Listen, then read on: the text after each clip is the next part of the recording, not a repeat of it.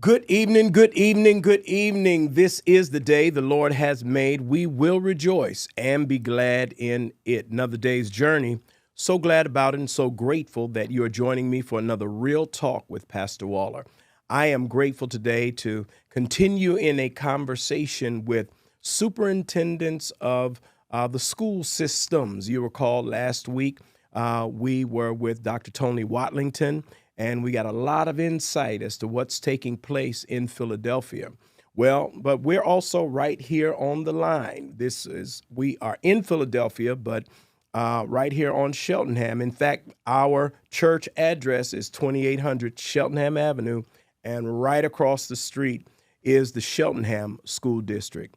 Now, real talk, I've been here 31 years, and quite frankly, for the majority of those years, the majority of the children that I have had to serve and had the joy of serving were in Philadelphia public schools. You all know that we have the pastor's honor roll that I am excited about, and that is every child that gets an A or a B, they bring them to us, we call their name, and then the school that has the most of those children is rewarded for that.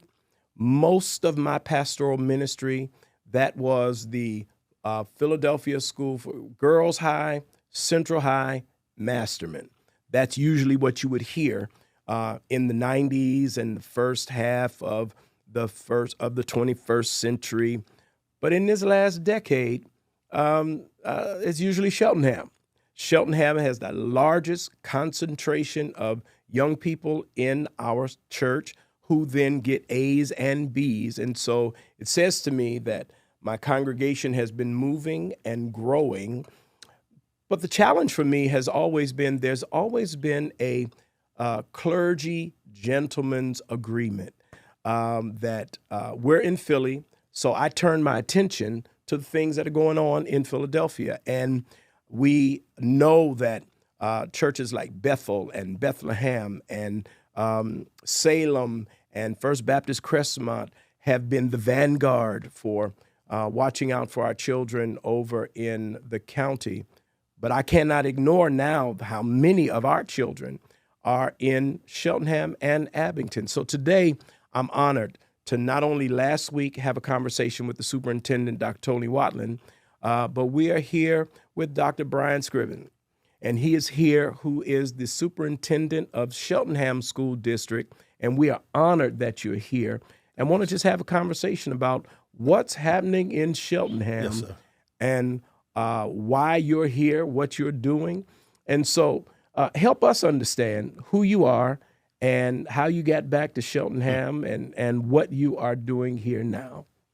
So first and foremost, thank you for having me, Pastor. Yes, Truly an honor to be here. This is full circle for me.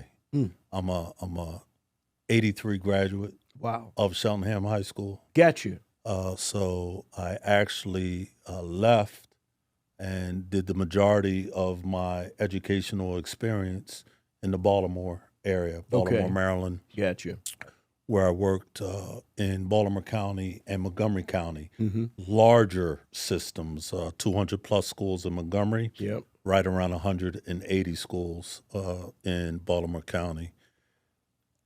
But my parents were always here still in Cheltenham. Mm-hmm. Yeah. And I've kept my eye on the district for a long time. And when I saw the opportunity for opening in superintendency, the timing was perfect and I applied. Got you.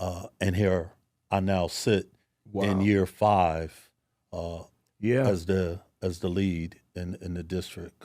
So it's exciting. So you actually graduated from Cheltenham. Yes, sir. Wow. So you were in Cheltenham in the 80s. Yes, sir. And I'm saying that because when I came to Enon in 1994, the county was still the county, and the county, there were some persons out there, but it seemed to be a majority white experience that seems to have changed. How has Cheltenham School District changed since you were there? So you're absolutely correct in terms of your assessment. Okay. When I was a student and senior year, 83, I would venture to say maybe 5% African American. The majority of Cheltenham, it was a strong Jewish community. Okay. And then a strong white community, probably at that time well over 80%, with a smaller Asian population and other ethnic groups. Since that time, and I would say probably really starting end of the 1990, into the 2000, early 2000s, was when a shift started to gradually occur. It's interesting, just had a board retreat Saturday, and we were looking at our trend data. So when you go back, let's just say 10 years, Okay. 2015 to now, Yeah. it's been pretty level. So that shift Okay. happened prior to 2015. I would say probably about 2000 to 2015. Okay. We're right now right around 55% African American. Got you. There's a growing Latino or Hispanic population. Yeah. Smaller Asian population. Our white population now is right around 25%. Really? And then we have other ethnic groups that comprise that 100% of our student body population. Wow. You mentioned it's a Jewish community. Isn't it true that Benjamin Netanyahu is from Cheltenham? Yes. And you know how to push the points of interest. So we have an alumni association, and back then, not only was he a graduate, but he was also in our Hall of Fame. And there's been conversation around that. We as a district never owned that process. And that's something that our alumni association is actually working with our student body population in terms of having open discourse around what that looks like, not just for Netanyahu, but any Hall of Famer, and even moving forward. Since the shift in demographics, we also recognize there should be a representation of individuals that are inducted in the Hall of Fame that also reflect the student body population as it currently exists. And thank you for that. And let me just say this.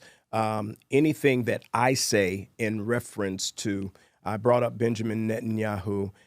This is not meant in any way to be anti-Semitic. We have a wonderful relationship with the Jewish community in Cheltenham, and to critique the political ideology of someone in Israel, the state of Israel, is not the same thing as making anti-Semitic remarks. This has nothing to do with our wonderful relationship with the parent of my Christian faith, because the faith that I have was born in the context of the Hebrew people. Now, if you catch me on another show, I will remind you who those Hebrew people are. But we're moving on, and this has nothing to do with Dr.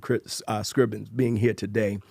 Well, talk to me about the challenges, and I'm asking you as a newer community leader engaging Cheltenham, because as I've said, it has been with by intent that I have sort of kept my hands out of, you hear something going on and you start praying, but we acknowledge that I'm on this side. Talk to me about the present day challenges of being the superintendent of Cheltenham. What's going on? So I'm going to start by just pushing back a little on my pastor with choice of terminology. Yeah. For me, never really look at any thing which is happening in real time as a challenge, but good. but an opportunity. I like it. And for us, there were opportunities where me as the leader needed to stabilize leadership within the district. Got you. It is hard to move any district forward, any schoolhouse forward. And let's be transparent. This is called real talk. The realness of it is that Cheltenham High School is one of our schools that is always under the microscope. Yeah.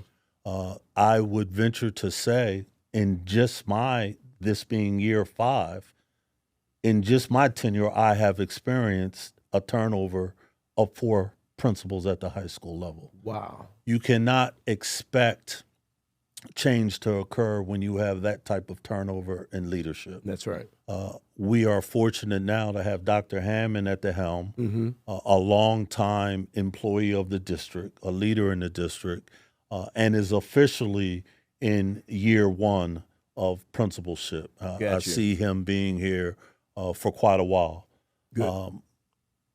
With that said, I'm really trying to wrap our arms around him. And when I say I'm talking about central office holistically to make sure that he has the supports that he needs to be successful. Ultimately, if he's successful, then our students are successful. That's right.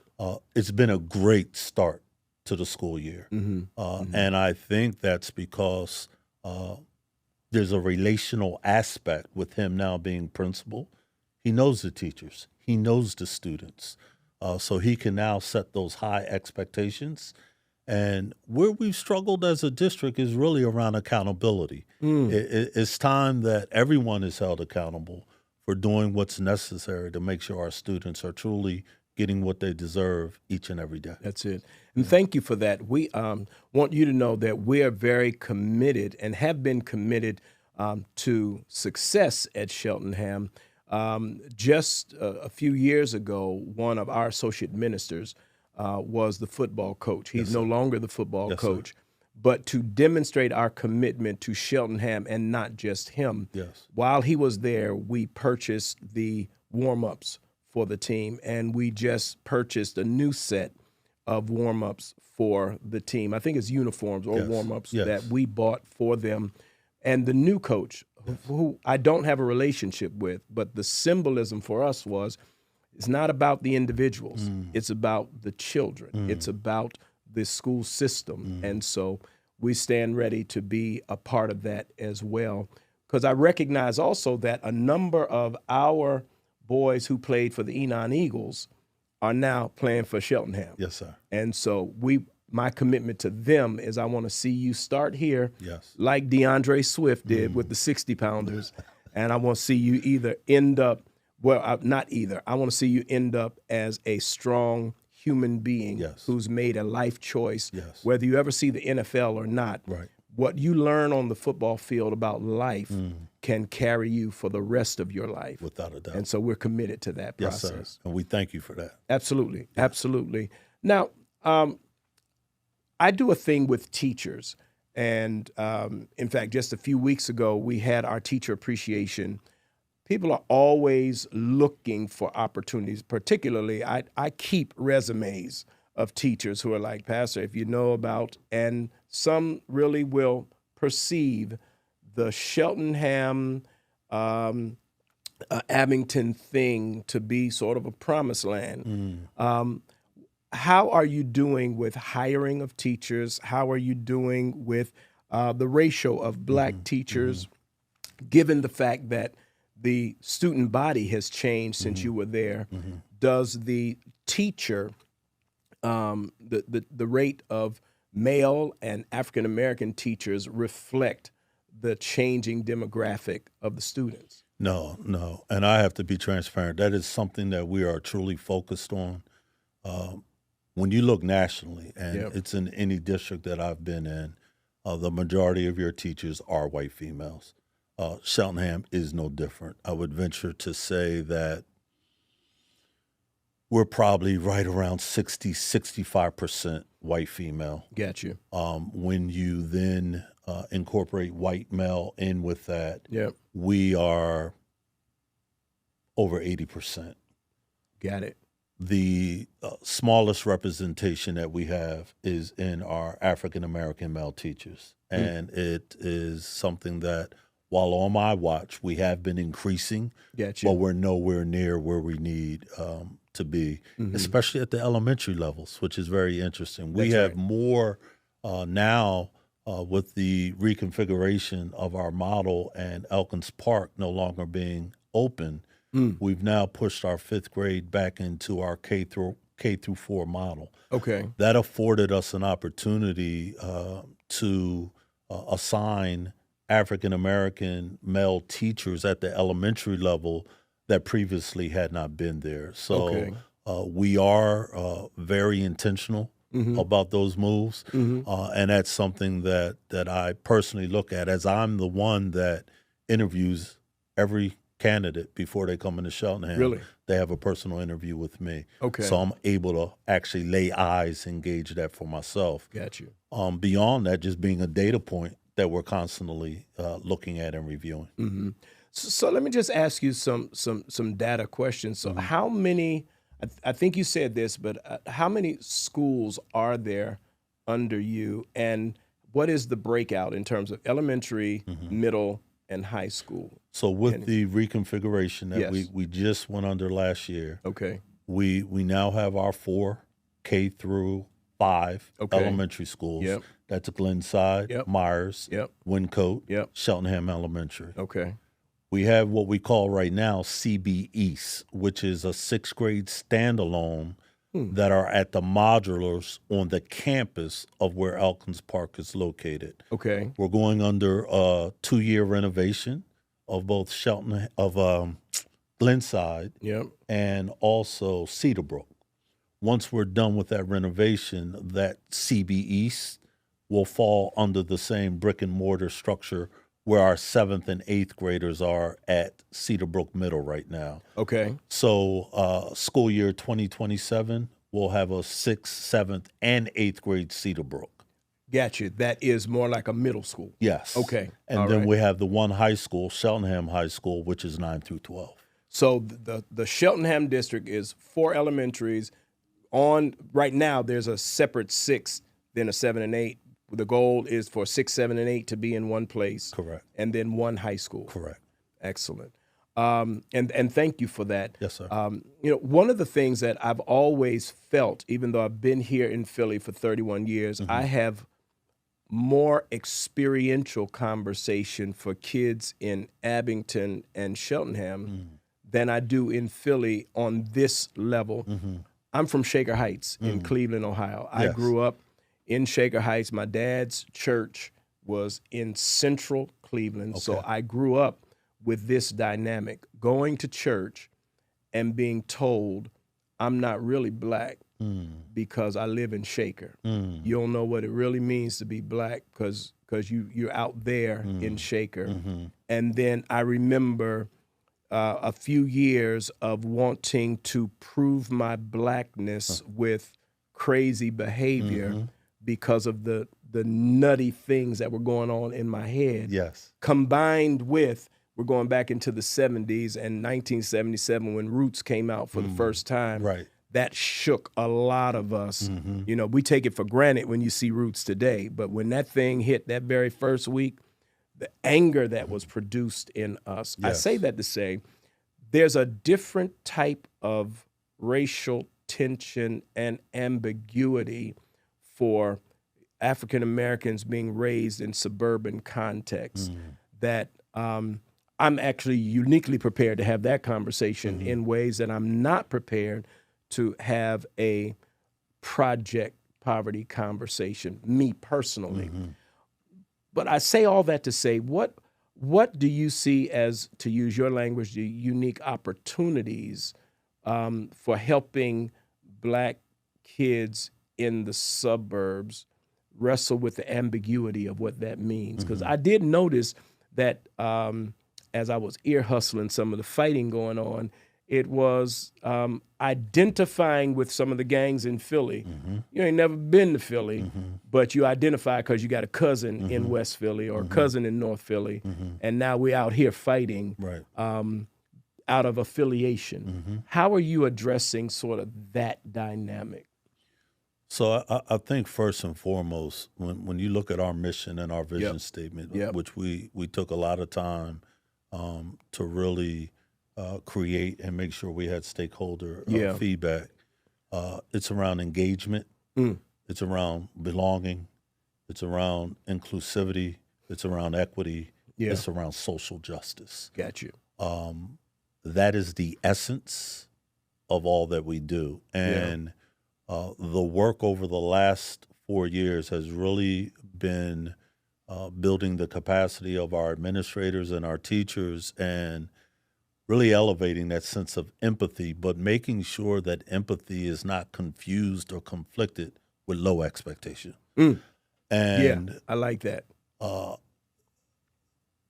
Looking at it through the lens that it's not that our students can't do, but it's what we as adults must do differently to Yeah. get them to where we know we need to be, right? Yeah. And that whole piece of having a trusted adult in a building, it's that connectivity that we want our students to have.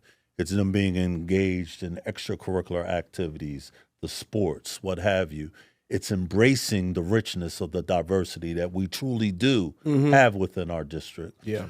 For me, I'm entering year 3 of what I have established as a Superintendent Student Advisory Council. Okay. When I push in starting at the 6th grade level, Yep. so I go 6 through 12, I have over 100 students right now that are in that council.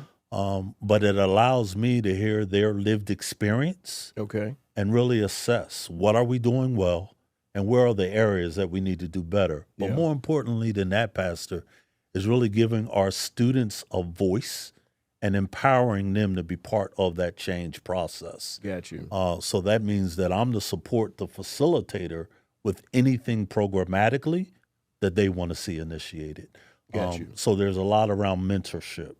There's a lot around the need for tutoring. There's a lot around bringing pride back into what is it to be a student in Cheltenham. And that's really student led. So Okay. that's the approach. It's having very realistic opportunities for students to have a voice, Yep. share what they're feeling, and then be able to take what they're feeling in those words and put it into some type of actionable next steps. You know, I want to thank you for what you just said. A light bulb came on when you said that we have to have empathy, but we don't want empathy to be misunderstood or synonymous with low expectations. Yes, I sir. like that. I just want to name that. And I will tell people I got it from you the first time I say it. Yes, sir. Second time I say it, I'll say as I always say. But though, thank you for that. Yes, sir. As a community leader, community groups, what is the best way, given what you're trying to do at Cheltenham, when you say we want support from how can we support what you're doing? What are best practices of partnership for persons like ourselves to say, hey, we're with you, we're trying to assist what you're doing. What can we do to help? What does that look like? Well, I think that you have the infrastructure here where you're truly already tapped in. And let me say that to say this. Any rumblings that you make, let's go back because I didn't hit the rumblings of the fighting head on, right? Yeah. I hit it more so from a systemic approach. Got you. You had a session, I believe, on a Saturday or a Sunday when there were some issues that I will only name my school district, Gotcha. the state professional. That's right. Cheltenham and another district we're having. And you had a parent, you had a session. Mm-hmm. I pushed in to that session because I felt it was necessary to be present. I think having those real conversations around what are the root causes of why, and establishing clear next steps with how do we address those root causes really is the work, and not doing that in isolation. The one thing that I understand is that I cannot be an island all alone and by myself. Yeah. So as we're moving forward right now with Portrait of a Graduate and other initiatives will clearly delineate what our K through 12 trajectory looks like and the components that we want our students to have as they're matriculating through. It's us really reaching out to parent groups, church groups, and making sure you have a voice in terms of what does that portrait look like? What does a student need coming out now in this century from multiple perspectives, not just from an educational lens? Yeah. And somewhere like this pod room, we're partnering now with Alkins Estates. They have 2 podcast rooms. Okay. We may be reaching out to you to Gotcha. figure out how Yeah. do we duplicate, and what is the model that you follow that makes this so successful? How can we share that success? It's being humble, Pastor. Yeah. And Yeah. it's just knowing that there's blind spots and weaknesses and that we can't do it all. When I need you, I reach out. For instance, Gotcha. a couple years ago, we thought we were going to have graduation. That's here. right. That's right. Yeah. You opened up your doors to my team of about 30 individuals that came in due to the fires that were happening in Canada. That's right. And we were able to push it back and adjust.